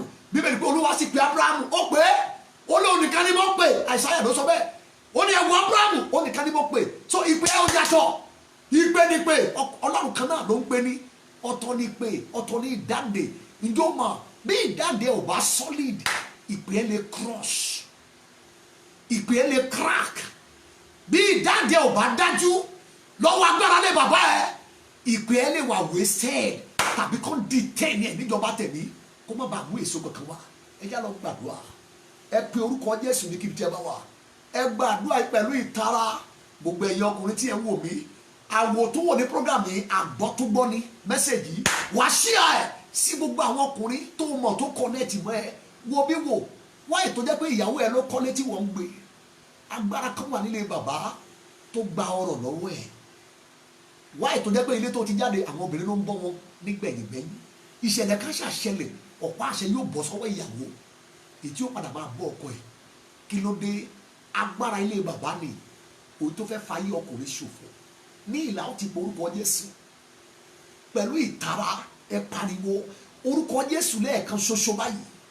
Báyìí lẹ́wọ̀ wí o, ẹ̀yin agbára májẹ̀mú ẹ̀jẹ̀, àwọn alálẹ̀ ilé bàbá mi. Mo sọ fún yín níbẹ̀rẹ̀, mo ní ẹ gbàdúrà o. Ìdáǹdè àkọ́kọ́ lélẹ́yìí, prayer point number 1, onímọ̀pẹ̀ ní deliverance number 1. Ẹ kígbe níbi kí tẹ́ bá wà, orúkọ Jésù lẹ́ẹ̀kan ṣoṣo. Ẹ̀yin agbára májẹ̀mú ẹ̀jẹ̀, àwọn alálẹ̀ ilé bàbá mi tẹ́ ń fa aago ìgbédìde àti àlàjá mi sẹ́yìn. Ṣé ẹgbọ́n tí mo wí bọ́ dádì sà? Bó o bá jẹ́ ikọ̀ Ọlọ́run pray o, ó ń lo ẹ̀bùn lọ, ó ń lo ẹ̀bùn lọ, ó ń lo ẹ̀bùn lọ, ó ń lo ẹ̀bùn lọ, kì í ṣe pé burú, ó ń jèrè ọkàn lọ, májà ń jèrè tiẹ̀ náà níbẹ̀ yẹn. Ó láti disconnect tó o bá fẹ́ pẹ́ nínú ire ìpè tó Ọlọ́run pè é. Ẹ jẹ́ lọ gbàdúrà, ẹ kígbe ẹ̀yin agbára májẹ̀mú ẹ̀jẹ̀, àwọn alálẹ̀ ilé bàbá mi tẹ́ ń fa owó aago ìgbédìde àti àlàjá mi sẹ́yìn nípa ẹ̀jẹ̀ Jésù. Ẹ já ìdè yín lára mi, ẹ pe Jésù yá àdúrà lórúkọ Jésù. Ẹ máa já ìdè yín lára mi nípa ẹ̀jẹ̀ dùn àgùntàn. Ẹ̀yin agbára májẹ̀mú ẹ̀jẹ̀, àwọn alálẹ̀ ilé bàbá mi, ẹ̀yin agbára májẹ̀mú ẹ̀jẹ̀, àwọn alálẹ̀ ilé bàbá mi tẹ́ ń fa owó aago ìgbédìde àti àlàjá mi lọ ẹ̀yìn. Ẹ já ìdè yín lára mi nípa ẹ̀jẹ̀ dùn àgùntàn. Ẹ já ìdè yín lára mi lórúkọ Jésù. Kí ìdè yín ó já, bẹ́ẹ̀ ni kó rí lórúkọ Jésù Kristi Olúwa wa. Amen. Ó sáàyè ni bá máa ṣàlàyé májẹ̀mú ẹ̀jẹ̀ àwọn alálẹ̀ ilé bàbá wa. Yéè, ẹ̀jẹ̀ pọ̀. Ẹ̀jẹ̀ ọmọ onílùú, ẹ̀jẹ̀ àjèjì, ẹ̀jẹ̀ aboyún, ẹ̀jẹ̀ ọmọ òòjọ́, ẹ̀jẹ̀ abuké, ẹ̀jẹ̀ àfín. Báwo ló ti fẹ́ yanjú yìí? Bàtọ́ wá trace ayé rẹ̀, wọ́n ló wá láti family yìí. Ìgbà tí Ọlọ́run máa wá náwó sókè láti jàre, ó lóun ní Ọlọ́run olùpamọ́ra o. Ó ní ṣùgbọ́n òun máa ń bẹ́ẹ̀ ṣe bàbá wù lára àwọn ọmọ àti àwọn ọmọ ọmọ láti ìran kìíní dé ìran kẹrin. Ó ti di born again báyìí, olódodo ni ẹ́. Ọ̀rọ̀ wa tún fìdí ẹ̀ múlẹ̀ o. Ó ní bí a ti ẹ̀ fi ọwọ́ sún ọwọ́, ẹlẹ́ṣẹ̀ kì yóò lọ, ẹni tó jẹ̀bi ò ní lọ láì jìyà. Ṣe ni pé àánú ló kù báyìí lórí ọ̀rọ̀ wa. Mo pàṣẹ lórúkọ Jésù Olúwa, agbára májẹ̀mú ẹ̀jẹ̀ àwọn alálẹ̀ ilé bàbá tó ní kán lẹ̀ bí ẹ kán lọ gbẹ̀san lára ẹ̀ láàárọ̀ yìí nípa ẹ̀jẹ̀ Jésù Olúwa. Ìdè wọn já lára ẹ̀ in the mighty name of Jesus. Number 2, ẹ kígbe orúkọ Jésù lẹ́ẹ̀kan ṣoṣo. Báyìí láwùjọ wí, ẹ̀yin ẹ bọ́ra ègún àti èpè. Ṣé o máa tán pè lẹ́bọra? Àwọn olóyìnbó pè ní spirit. Ó ní báwa ṣe ń pè bí o, ẹbọra tàbí iwin tàbí àlùjọ̀nù. Spirit being ni wọ́n, èyí tí wọ́n ń ṣiṣẹ́ ibi, tí wọ́n bá èṣù ṣiṣẹ́ pọ̀. À ń pè wọ́n ní ẹbọra, àlùjọ̀nù tàbí iwin. Ṣé náà máa ń tẹ̀lé èèyàn bí òjìji? Ẹ já lọ pe Jésù mi tá bá wà. ẹ̀yin ẹbọra ègún àti èpè tẹ̀ ń tẹ̀lé mi bí òjijì pé mi ò ní dìde láyé ẹ̀jẹ̀ Jésù ẹ bá mi gbà ní àgbáwọlẹ̀ ẹ pé Jésù yá àdúrà lórúkọ Jésù ẹ bá mi gbà ní àgbáwọlẹ̀ ìwọ ẹ̀jẹ̀ Jésù ẹ bá ní àgbáwọlẹ̀ ẹ bọra èpè ẹ bọra ègún tẹ̀ ń tẹ̀lé mi bí òjijì pé mi ò ní dìde láyé pé mi ò ní lọ pé mi ò ní gòkè agbára ìjọba àgùntàn ìwọ́dà ẹ bá ní àgbáwọlẹ̀ lórúkọ Jésù ẹ bá ní àgbáwọlẹ̀ lórúkọ Jésù ẹ bá ní àgbáwọlẹ̀ lórúkọ Jésù ẹ bá ní àgbáwọlẹ̀ lórúkọ Jésù Olúwa wa. Bí ègún àti èpè bá wà lórí ọkùnrin wọ́n bà kádàrá ẹ̀ jẹ́. Bí ègún àti èpè tó bá wà lórí ọkùnrin ẹ̀yin ọmọ Ọlọ́run ẹ ṣe bí ẹni ẹ̀mí ẹgbẹgbẹ̀rún ọkùnrin láyé ní èpè ń tẹ̀lé bí ẹbọra. Ìdí nìyí àti sọ ìdí náà ṣe ń padà ìmí ìlọ ń padà ṣògùn wọn tún padà tẹ́ kẹ́yìn ayé wọn. Ìbànújẹ́ àwọn tó tọ́lọ́run mìíràn lẹ́yìn ṣe ni yóò pọ̀. Mo náwó agbára jíde sí ẹ láàrin bí Olúwa ti bẹ tí ẹ̀mí ẹ̀ wá akọ́pẹ́ ègún kì yóò sí mọ́ ìtẹ́ Ọlọ́run àti ìdáǹtọ̀ yóò máa wà mẹ́ẹ̀. Ẹbọra tó ń tẹ̀lé ẹbí ègún àti èpè pé kó o má bàa dìde láyé pé kó o má lókìkí láyé pé kó o má gòkè láyé mo rún agbára ẹ̀jẹ̀ Jésù sí mo fẹ̀jẹ̀ Jésù bàjà lẹ́rìí ká gba ní àgbáwọlẹ̀ ègún yẹn padà lẹ́yìn ayé ẹ̀ gòkè sókè lórúkọ Jésù Olúwa wa. Number 3 prayer point múra níbi kí tó bá wà orúkọ Jésù lẹ́ẹ̀kan ṣoṣo báyìí ní kẹ́ gbàdúrà ẹ̀yin ẹ̀mí àìmọ́ tẹ́ ń ṣàkóso ilé bàbá mi unclean spirits tó dominate ibẹ̀ àwọn náà máa bí àlójú ara sáwọn èèyàn bí ajá bí ejò bí àdán bí ológbò bí alábàáhùn bí ìgbín oyè yín ẹjá lọ gbàdúrà àwọn ẹ̀mí yẹn àwọn náà máa bí sáwọn èèyàn bí ìgbín lójú àlá ǹjọ́ máa rí gbín ó máa rí ajá àwọn náà máa bí àbí màlúù àwọn àwọn ẹ̀mí àìmọ́ ilé baba ni wọ́n para dàdẹ́ lọ́kọ́ àwọn náà máa bí àbí alákìísà ọkùnrin alákìísà lójú àlá wọ́n á bí àbí arúgbó tó ń ta kìísà lára àwọn náà máa bí àbí eégún sí ayé yẹn lójú àlá ó lọ́pọ̀lọpọ̀ ń rí lójú àlá ẹ̀ ó ní òjò kan jẹ́ èèyàn bí ọkùnrin ẹ pe orúkọ Jésù pẹ̀lú ìtara orúkọ Jésù lẹ́ẹ̀kan ṣoṣo pariwo pé ẹ̀yin ẹ̀mí àìmọ́ tẹ́ ń ṣàkóso agbo ilé bàbá mi tẹ́ ń jẹ tẹ́ mú nínú ìràwọ̀ tèmi ìrọ̀lẹ́ pa nípa ẹ̀jẹ̀ Jésù ẹ já ìdè yín lára mi ẹ pe Jésù yẹ àdúrà máa gbàdúrà yẹ ẹ já ìdè yín lára mi lórúkọ Jésù ẹ máa já ìdè yín kó já lára mi ẹ̀yin ẹ̀mí àìmọ́ tẹ́ ń ṣàkóso agbo ilé bàbá mi ìrọ̀lẹ́ pa mo fẹ̀jẹ̀ Jésù bá yín jà ẹ já ìdè yín lára mi kí lè ṣe nínú ìràwọ̀ tèmi ẹ já ìdè yín látẹ̀mí lọ ní orúkọ Jésù Kristi Olúwa wa. Another prayer point kígbe níbi tó bá wà kó sákòókò bá máa yànnà náà fún ilé ẹyọ kọ̀ọ̀kan àwọn ẹ̀mí àìmọ́ tó bá bàbá ṣiṣẹ́ àwọn ẹ̀mí àìmọ́ tó bá bàbá ṣiṣẹ́ àwọn ẹ̀mí àìmọ́ tó bá great grandfather ṣiṣẹ́ tí wọ́n tún dúró tó ń tẹ̀lé ẹbí ẹbọra pé kò sí ìràwọ̀ tí ó dolókìkí nínú ìran yìí Olúwa ní jáde láàrin wọn. What does that mean? Disconnect kó o lè ṣe é lò kó o lè gòkè láyé. Number 4 ẹ pe orúkọ Jésù lẹ́ẹ̀kan ṣoṣo báyìí lẹ́ ó pariwo ẹ̀yin agbára àpèjẹ́ oríkì.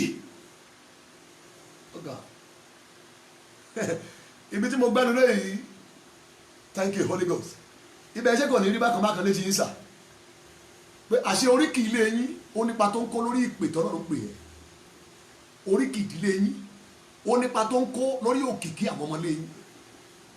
wọ́n lọ síbi ìsìnkú kan ní ọdún díẹ̀ sẹ́yìn má yẹn ò wọ 40 ọdún ìgbà tó wá tẹ ìwé ìsìnkú ẹ̀ jáde wọ́n tò oríkì ẹ̀ síbẹ̀ níbi tẹ́mi jókòó ń tèmi o mo ní kí ni ẹsẹ̀nsẹ̀ oríkì nígbà tẹ́lẹ̀ yìí jáde láyé níjàdíjàdí bàtí máa wọ kó gbogbo content oríkì yẹn wọn kì í pẹ́ láyé lọ́wọ́ content oríkì ìdílé yín orúkọ wo ló wà ẹranko wo ló wà nínú oríkì ìdílé yín yẹn irú ẹranko wo kí ni ìwà ẹranko yẹn kí ni májẹ̀mú tí ilé yín bá ẹranko yẹn dá lórí gbogbo èèyàn ọkùnrin ìran yín ní ilé ẹ̀dí pásọ̀sà ní ilé ẹ̀ṣàpọ̀sì ògo ní fọ́lọ́run bọ́lọ́run pè yín láti ilé bàbá wọ́n lè dá ìpè yẹn dúró ìdí nìlò láti jáde kúrò nílé bàbá ẹ̀ kí ìpè yẹn lè kan àgbáyé lára ẹ pe orúkọ Jésù gbòlàgà ẹ pariwo ẹ̀yin agbára àpèjẹ oríkì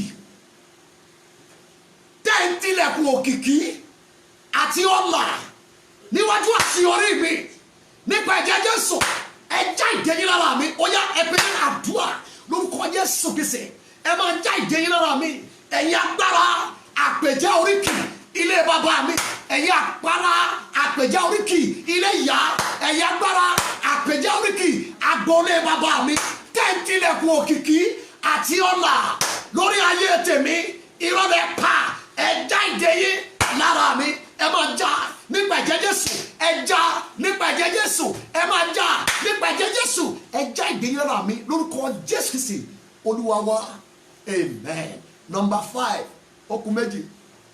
Number 5 ẹ múra o ẹ múra sà program yìí ẹ láti ṣí àyẹ̀sà ẹ ṣí àìsí ọ̀rẹ́ yìí tó jẹ́ pásítọ̀ ẹ ṣí àìsà ọ̀pọ̀ agbára ilé bàbá ló lè lọ sí orí òkè bẹ́ẹ̀ wọ́n tún jẹ́ kó sọ̀kalẹ̀ sínú kòròfo síbẹ̀ wọ́n jẹ́ kí ọ̀nà ẹ̀ ò là ẹ jẹ́ pé Jésù bí ara ẹ pé gan orúkọ Jésù ló ń òkè báyìí lẹ́wọ̀ wí ẹ̀yin ọ̀fà àjọ pé ẹ̀yin ọ̀fà àjọ pé àti àkópọ̀ tẹ́ ń ṣiṣẹ́ ìpọ́njú àti òṣì ọjọ́ alẹ́ lórí àwọn ọmọ ilé wa ayé mi ò ṣe ń dádúró nípa ẹ̀jẹ̀ Jésù ẹ já ìdè yín lára mi ó yẹ pé àdúrà lórúkọ Jésù ẹ máa já ìdè yín lára mi ẹ̀yin ọ̀fà àjọ pé ẹ̀yin ọ̀fà àkópọ̀ tẹ́ ń ṣiṣẹ́ ìpọ́njú alẹ́ tẹ́ ń ṣiṣẹ́ òṣì ọjọ́ alẹ́ lórí àwọn ọkùnrin ilé wa ayé tèmi ò ṣe é rọ́lù ẹ jẹ́ra ẹ já ìdè yín lára mi bẹ́ẹ̀ ni kò rí lórúkọ Jésù Kristi Olúwa wa amen. Mo ń sọ nípa ohun tó ń ṣẹlẹ̀ sáwọn ọkùnrin ilé yín lọ́jọ́ alẹ́ bẹ́ẹ̀ ni irú tiẹ̀ kọ́ ni wàá fi stroke parí ọjọ́ ayé ẹ̀ kò lè ṣẹlẹ̀ bẹ́ẹ̀ ni kò ní ṣẹlẹ̀ rárá o ò ní fi stroke parí ẹ̀ o ò ní fọgbà ẹ̀wọ̀n parí ẹ̀ n tó fọ àárọ̀ ṣe n tó fọ̀sán ṣe ẹ sọ fún olódò pé yóò dára fún un nítorí pé yóò jẹ iṣẹ́ ọwọ́ ẹ̀ yóò jẹ èso iṣẹ́ rẹ̀ ìwọ ló ń láti ṣe Bíbélì pé wọn kì yóò ṣiṣẹ́ lásán wọn kì yóò ṣiṣẹ́ fún olórí jẹ mo fẹ́ gbàdúrà kó ṣàmì agbára tó ní pé fàárọ̀ ṣe fọ̀sán ṣe ní ọjọ́ alẹ́ kẹlòmíì lọ jẹ agbára yẹn túwọ́ lọ́rọ̀ ẹ̀ lẹ́nu in the mighty name of Jesus Christ. The last prayer point I want you to pray with fire in your spirit man orúkọ Jésù lẹ́ẹ̀kan ṣoṣo báyìí lẹ́ẹ̀ pariwo Olúwa iṣẹ́ agbára àti ògo tí ẹnikẹ́ni ò gbà rí nínú ìtàn ilé bàbá mi ẹ̀mí mímọ́ ẹ ti orí mi bẹ̀rẹ̀ ẹ pe orúkọ Jésù ó yá àdúrà lórúkọ Jésù ẹ torí ayé mi bẹ̀rẹ̀ ẹ bẹ̀rẹ̀ lórí mi ẹ bẹ̀rẹ̀ lọ́wọ́ mi ẹ bẹ̀rẹ̀ láyé mi iṣẹ́ agbára àti ògo tí ẹnikẹ́ni ò gbà rí nínú ìtàn ilé bàbá mi ẹ̀mí mímọ́ ẹ bẹ̀rẹ̀ nínú ayé mi ẹ bẹ̀rẹ̀ nínú iṣẹ́ mi ẹ bẹ̀rẹ̀ nínú ilé mi ẹ bẹ̀rẹ̀ nínú ìpín mi ẹ bẹ̀rẹ̀ látọwọ́ mi láti ní lọ ògo kó bẹ̀rẹ̀ sí ní di mímọ́ Ọlọ́run gbọ́ àdúrà ní orúkọ Jésù Kristi Olúwa wa amen. Mo sọ tẹ́lẹ̀ lórúkọ Olúwa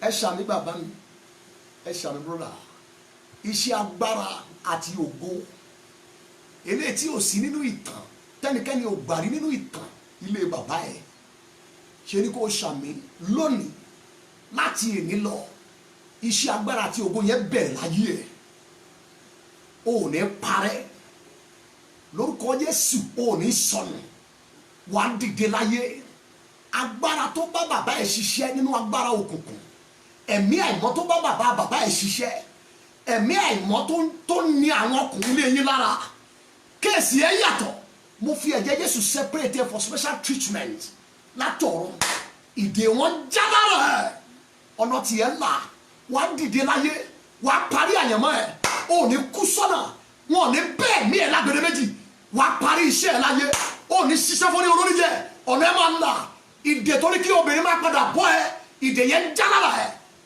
orí ni ẹ̀ lórúkọ Jésù ò ní di ìrù àdúrà yìí kò di testimony fún ẹ bẹ́ẹ̀ ni yóò sì rí ó dẹ̀ ti rí bẹ́ẹ̀ ògo ni forúkọ olúwa ní orúkọ Jésù Kristi olúwa wa amen. mo kí gbogbo yín lọ́kùnrin àti lóbìnrin ẹ̀yin màmá tẹ́ wo program yìí àdúrà bẹ̀ ẹ gbà nítorí ọkọ yín àti nítorí ọmọ yín àkọ́bí ọkùnrin ẹ nídìí ẹ ní agbára Jésù olùgbàlà lọ́jọ́ Wednesday láago 9 láàárọ̀ ní ìlú ìpàdé yóò tó wáyé fún àwa ọkùnrin bí olúwa ti ń bẹ tí ẹ̀mí ẹ̀ wà kó tó di ọjọ́ Wednesday tó ń bọ̀ tí Jésù bá ti dé lẹ́ẹ̀kejì olóore kó dá sọ̀rọ̀ ẹ̀ aláàánú dá sọ̀rọ̀ ẹ̀ ìrànlọ́wọ́ kó lé ẹ bá ojú rere kó gbì ẹ́ níjà ìmọ́lẹ̀ tàn padà ayé ẹ ó jáde nínú òkùnkùn ire yóò dá ẹ lóhùn bẹ́ẹ̀ ni yóò sì rí oore ọ̀fẹ́ ti bàbá ti tọmọ àti ti ẹ̀mí mímọ́ kó wà pẹ̀lú yín kó sì wà pẹ̀lú èmi náà ní orúkọ Jésù Kristi olúwa wa amen. God bless you. God bless you.